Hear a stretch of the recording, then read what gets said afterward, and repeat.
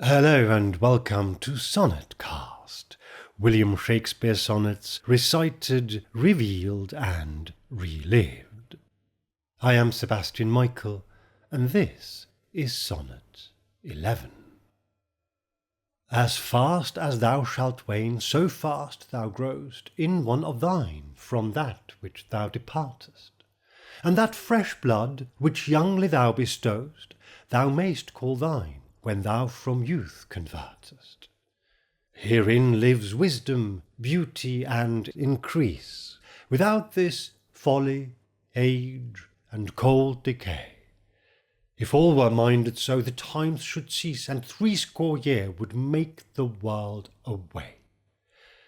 Let those whom nature hath not made full store, harsh, featureless, and rude, barrenly perish. Look, whom she best endowed, she gave the more, which bounteous gift thou shouldst in bounty cherish. She carved thee for her seal, and meant thereby thou shouldst print more, not let that copy die. The refreshingly blunt and remarkably utilitarian Sonnet 11 makes a now well-established old argument with a couple of surprising new twists, and confirms, or at least supports, a couple of observations about Shakespeare's day and about the young man that we made before. But first of all, what does it actually mean? As fast as thou shalt wane, so fast thou growst in one of thine from that which thou departest. As quickly as you are going to fade away through your own advancing years when you depart from your youth, from that which thou departest, so quickly will you grow in a child of yours. And that fresh blood which youngly thou bestow'st, thou mayst call thine when thou from youth convertest. And this child, that fresh young blood, which you in your youth bestow to the world, or indeed to a woman who will be the mother of that child, you may call yours, even when you yourself change or turn away from youth, convertest into an old man. This is not the only time in these sonnets that we hear the word convert to mean change. Herein lives wisdom, beauty, and increase. In this insight, and more to the point in following it, lies wisdom, because it is the only sensible thing to do, beauty, because the child's beauty continues even when you lose yours, and increase, because by producing a child, or preferably several, you grow your family, you generate a future for your name and your estate, your lineage continues, and so you and the world will be roundly enriched. And notice, incidentally, that increase really wants to stress on the second syllable in order for the line to scan properly. Herein lives wisdom, beauty, and increase. We today would be inclined to stress it on the first syllable, increase, when we mean the noun, and to increase when we mean the verb. We have come across something very similar before, and no doubt will do so again. As I have mentioned in one of the previous episodes, in Shakespeare's English, the emphases don't always lie where we would put them, and also Shakespeare, of course, as a poet, takes artistic or poetic license, in any case, sometimes, to make his verse work. Without this, folly, age, and cold decay. Whereas not following this insight is in itself foolish, as it leaves you only with your old age and the cold decay that goes with it, leading up to and culminating in your death. If all were minded so, the times should cease. If everybody thought as you do and refused to marry and have children, then time itself would have to come to an end, and 80 years would make the world away. And within 60 years, 80 being 3 times 20, the world would be gone. The world here, of course, referring to the world of human beings, our species, and with it, therefore, all civilization. Let those whom nature hath not made forestall. Let those people whom nature has not made to be preserved in their offspring and thus to live on, harsh, featureless, and rude, barrenly perish. Namely, those who are harsh, featureless, and rude, die without having had children. Look, whom she best endowed, she gave the more.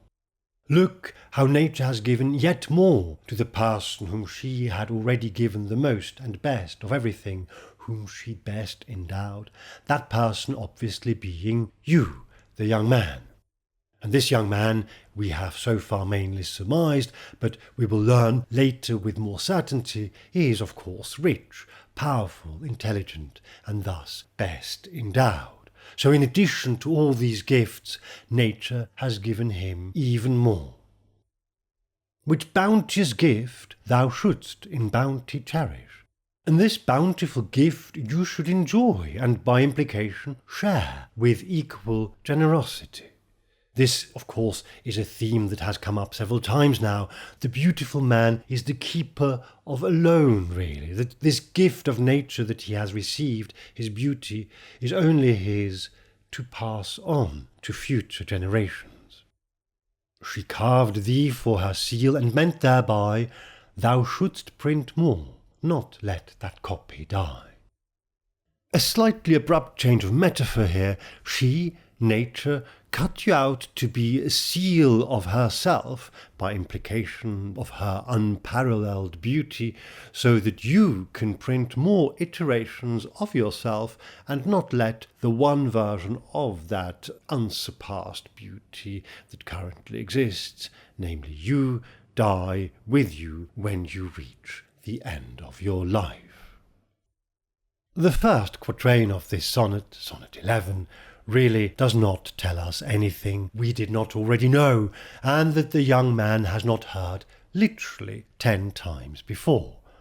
You will grow old and then die, in the process losing your beauty, and the only way to give a continuation of yourself to yourself and to the world is by producing a child, whom, as you turn away from your own youth and towards your old age, you will be able to watch grow up.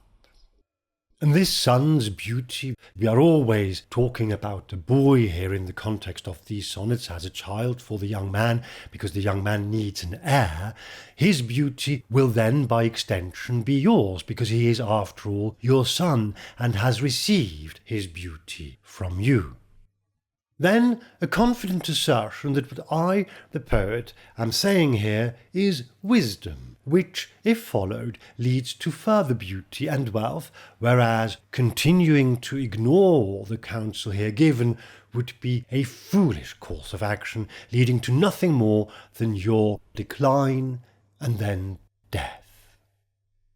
Now, from our perspective today, the first genuinely interesting note is struck in the next couple of lines, where William Shakespeare tells the young man that if everybody behaved as he does and failed to produce children, then the times should cease, history would end, and 60 years would make the world away.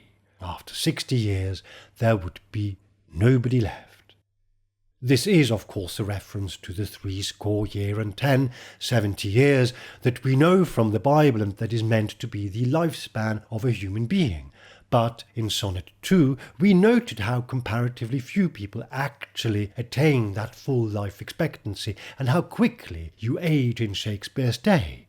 When 40 winters shall besiege thy brow, and dig deep trenches in thy beauty's field.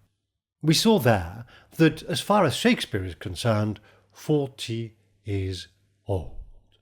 Sonnet 11 seems to confirm this, and even go a step further. If, after 60 years of no children being produced, the world of humans has gone, or nearly gone, then that means that nobody or hardly anybody will be left after 60 years, certainly not enough of us to repopulate the world. Obviously, this being a rhetorical as well as poetic piece of writing, we should be wary of taking it too literally, but it is nevertheless telling that this is put so categorically here.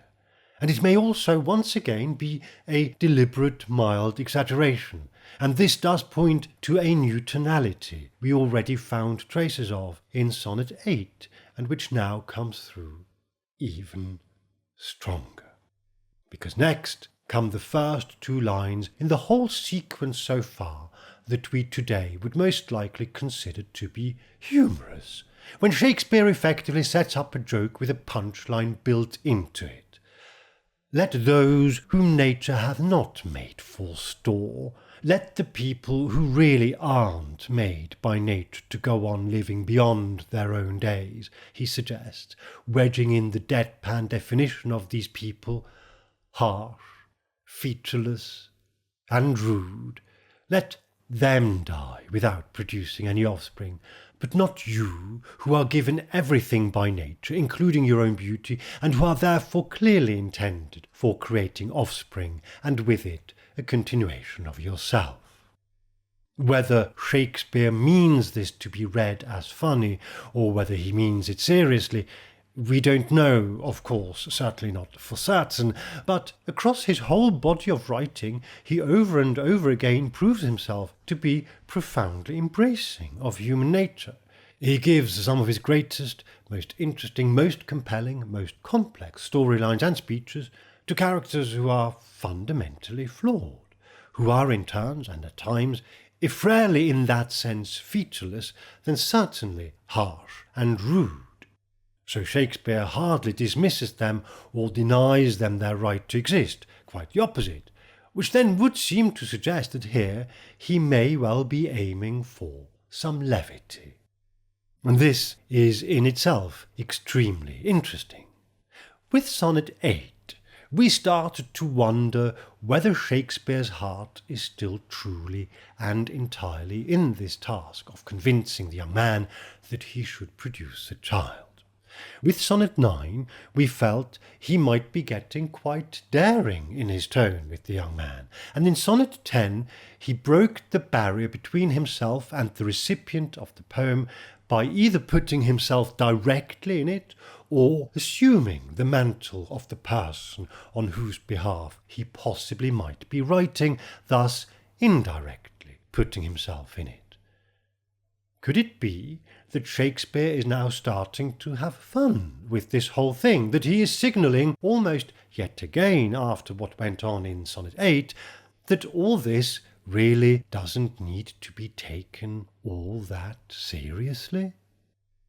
What would slightly lend support to this supposition is the surprisingly abrupt deployment of a brand new but somewhat messy metaphor, unprimed, unexplained, so as not to say unwarranted, in the closing couplet.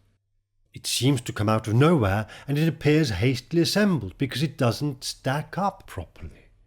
Even allowing for the fact that the word copy in Shakespeare has a looser meaning of type or iteration than strictly a direct facsimile of an original, it still craves our indulgence rather to hear the young man described as both the carved seal, the original form from which imprints are made, and the printed product, the copy, which he should not let die by failing to make further copies of himself.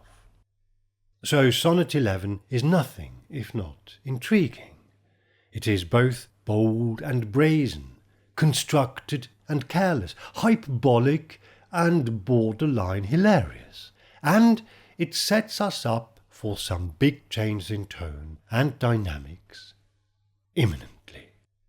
And so I hope you will join me again here on Sonnetcast as we recite, reveal and relive the sonnets of William Shakespeare.